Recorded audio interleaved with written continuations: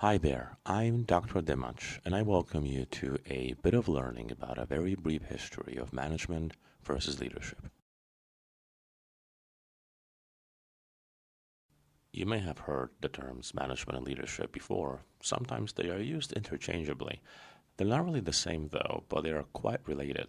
Let me explain. By first talking about management because, well, it's bigger and essentially came first. So, what's management? My favorite definition came from inspiration of Mary Parker Follett, an American management consultant, social worker, philosopher, and tremendous pioneer in organizational theory and organizational behavior. In the early to mid 20th century, she said that management is the art of getting things done through people. You might think, so that's like getting things done because the manager tells people what to do, the boss, the person in charge. If you think that all those in management do that, that's okay. You're not alone. However, management is not that simple. Management has pillars. The original pillars were planning, organizing, commanding or leading, coordinating, and controlling. These came to life in 1916 and were coined by Henry Fayol, a French management theorist and mining engineer. There were other versions of the pillars, and it started to get a little complex, so luckily over time, we settled on four pillars: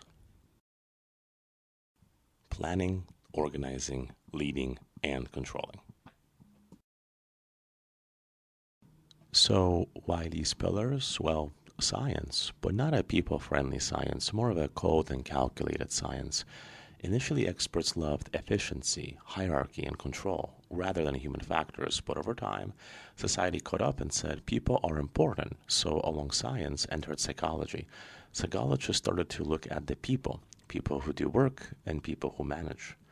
In the mid 20th century, there was a rise in leadership studies. Around 1940 to 1950, we had psychologists and sociologists like Kurt Lewin, Abraham Maslow, and Douglas McGregor.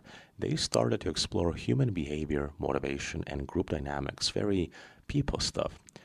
In the 70s, some leadership theories like transformational leadership and situational leadership said that we need to focus on people and not just the work they do. This is because companies were getting big, complex, global. They needed to change often. People in charge needed to inspire, create visions. They needed to get everybody on board. Where there is a need, there is a supplier to fill that need. And so leadership development programs started to pop up. There was literature about leadership centric topics. Universities started to have courses on leading people, people, and more people. In 1990, John Cutter, a renowned leadership and change management expert, wrote a book called What Leaders Really Do. It helped people understand the distinction between management and leadership, where managers maintain stability, but leaders drive change. In the 21st century, we went even faster towards the people part of this. We started to have a lot more focus and awareness of emotional intelligence, diversity, inclusion, culture. Sounds familiar? That's the now. Those are definitely the words that are important these days. Leadership slowly became vital for dealing with rapid change, adapting to technological advancement, and globalization that requires us to work with one another quite closely, despite geographic boundaries. Management, on the other hand, kept its focus on ways of working, efficiency, and operations. So, leadership split off from management and became its own thing because lots of things drove it to do that, such as shifting organizational needs. Leaders need to inspire teams, drive innovation, and create a vision of what directions we're going in when things are uncertain. People centric workplaces. What's important? Recognition to get that employee engagement going, empowerment so people can feel part of the company, motivation to get that performance better. Focus on change and strategy. In the past, it was stability and control. These days, it's constant and fast change. Leaders needed to drive transformation, such as digital transformation, where we adopt new ways of working that incorporate new technologies. Complexity causing a role split. Organizations got complex. There was too much to do for people in charge.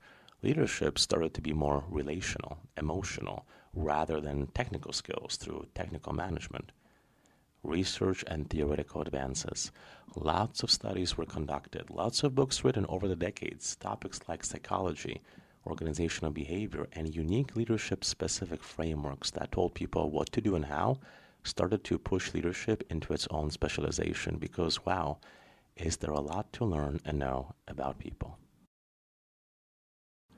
So what's the takeaway? Management focuses on processes, efficiency, and maintaining order. That's the planning, organizing, and controlling of those pillars, the things of the organization. Leadership focuses on vision, change, and inspiring people to achieve shared goals, the people of the organization. Inspiring people. That's an important one. I'll tell you why. When you inspire someone, you don't give them an order, you don't force them to do something, you don't tell them what to do. You show them through various ways that something is worth doing. They get inspired, agree, and do it. You may see in organizations that people are given leadership titles, and that's okay. But from a more academic and philosophical lens, there are two things. Number one, you manage things, but you lead people. Project manager, program manager, product manager, people leader. Number two, you can be a leader even if you are not in charge of anything at a company. Because to be a leader, well, remember one thing. Recall how I said leadership is inspiring people and making them choose to do something? I always say something that sparks debate. You are only a leader if those who want to follow you call you that. I'm Dr. Dymacz, and this has been a little bit of learning. Thank you for joining me.